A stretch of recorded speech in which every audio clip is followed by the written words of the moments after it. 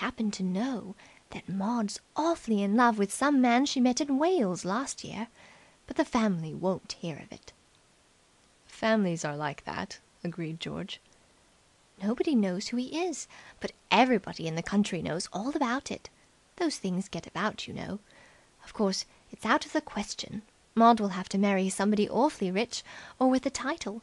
Her family's one of the oldest in England, you know." "So I understand." "It isn't as if she were the daughter of Lord Peebles, somebody like that." "Why Lord Peebles?" "Well, what I mean to say is," said Miss Plummer with a silvery echo of Reggie Byng, "he made his money in whisky." "That's better than spending it that way," argued George.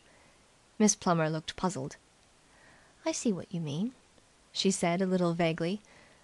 "Lord Marshmoreton is so different." "Haughty nobleman stuff, eh?" "Yes." "So you think this mysterious man in Wales hasn't a chance?" "Not unless he and Maud elope like Reggie Byng and Alice. Wasn't that exciting? Who would ever have expected Reggie had the dash to do a thing like that?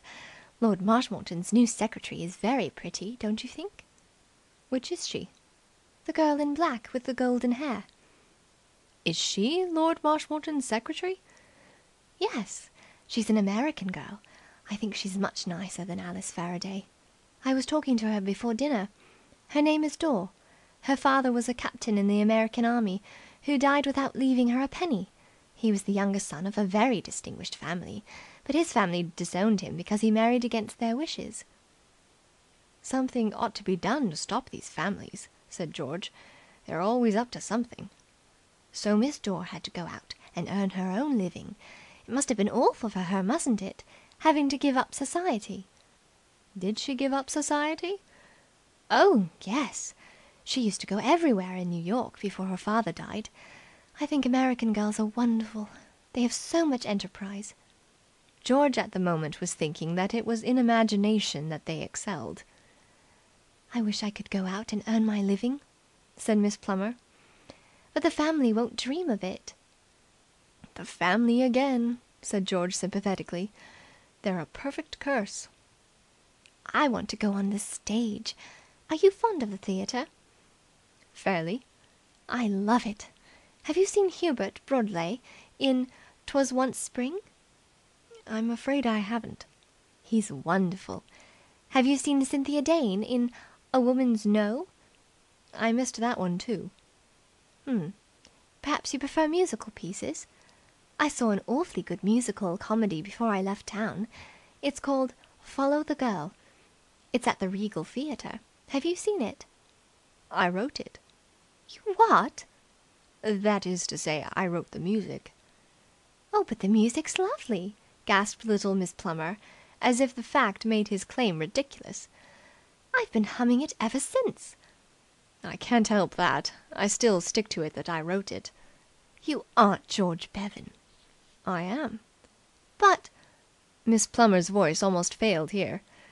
"But I've been dancing to your music for years. I've got about 50 of your records on the Victrola at home." George blushed. However successful a man may be, he can never get used to fame at close range. "Why, that tricky thing, you know, in the second act, is the darlingest thing I ever heard. I'm mad about it." "Do you mean the one that goes lumpty lumpty tum, tumty tumty tum?" "No, the one that goes tarumty tumty tum, tarumty tum. You know, the one about the granny dancing the shimmy." "I'm not responsible for the words, you know," urged George hastily. "Those are wished on me by the lyrist." "I think the words are splendid, although poor Popper thinks it's improper. Granny's always doing it and nobody can stop her. I loved it." Miss Plummer leaned forward excitedly. She was an impulsive girl. "Lady Caroline!" Conversation stopped. Lady Caroline turned. "Yes, Millie?" "Did you know that Mr. Bevan was the Mr. Bevan?" Everybody was listening now. George huddled pinkly in his chair. He had not foreseen this ballyhooing. Shadrach, Meshach and Abednego combined had never felt a tithe of the warmth that consumed him. He was essentially a modest young man. "The Mr. Bevan," echoed Lady Caroline coldly. It was painful to her to have to recognize George's existence on the same planet as herself. To admire him, as Miss Plummer apparently expected her to do, was a loathsome task. She cast one glance, fresh from the refrigerator, at the shrinking George, and elevated her aristocratic eyebrows. Miss Plummer was not dampened. She was at the hero-worshipping age, and George shared with the Messrs. Fairbanks, Francis X., Bushman, and one or two tennis champions an imposing pedestal in her hall of fame. You know George Bevan, who wrote the music of Follow the Girl. Lady Caroline showed no signs of thawing. She had not heard of Follow the Girl. Her attitude suggested that, while she admitted the possibility of George having disgraced himself in the manner indicated, it was nothing to her. And all those other things, pursued Mrs. Plummer indefatigably. You must have heard his music on the Victrola. Why, of course. It was not Lady Caroline who spoke, but a man further down the table. He spoke with enthusiasm. Of course, by Jove, he said. The Schenectady shimmy, by Jove, and all that. Ripping. Everybody seemed pleased and interested. Everybody, that is to say, except Lady Caroline and Lord Belpher. Percy was feeling that he had been tricked. He cursed the imbecility of Keggs in suggesting that this man should be invited to dinner. Everything had gone wrong. George was an undoubted success. The majority of the company were solid for him. As far as exposing his unworthiness in the eyes of Maud was concerned, the dinner had been a ghastly failure. Much better to have left him to lurk in his infernal cottage. Lord Belpher drained his glass moodily. He was seriously upset. But his discomfort at the moment was as nothing to the agony which rent his tortured soul a moment later. Lord Marshmoreton, who had been listening with growing excitement to the chorus of approval, rose from his seat. He cleared his throat. It was plain that the Lord Marshmoreton had something on his mind. He said. The clatter of conversation ceased once more. Stunned, as it always is at dinner parties when one of the gathering is seen to have assumed an upright position, Lord Marshmoreton cleared his throat again.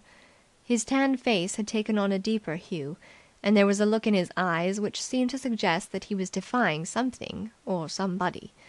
It was the look which Ajax had in his eyes when he defied the lightning. The look which nervous husbands have when they announce their intention of going round the corner to bowl a few games with the boys. One could not say definitely that Lord Marshmoreton looked pop-eyed. On the other hand, one could not assert truthfully that he did not. At any rate, he was manifestly embarrassed. He had made up his mind to a certain course of action on the spur of the moment, taking advantage, as others have done, of the trend of popular enthusiasm, and his state of mind was nervous but resolute, like that of a soldier going over the top. He cleared his throat for the third time, took one swift glance at his sister Caroline, then gazed glassily into the emptiness above her head. "Take this opportunity," he said rapidly, clutching at the tablecloth for support. "Take this opportunity of announcing the engagement of my daughter Maud to Mr. Bevan. And," he concluded with a rush, pouring back into his chair, "I should like you all to drink their health." There was a silence that hurt. It was broken by two sounds, occurring simultaneously in different parts of the room. One was a gasp from Lady Caroline. The other was a crash of glass. For the first time in a long, unblemished career, Keggs, the butler, had dropped a tray. End of chapter 23.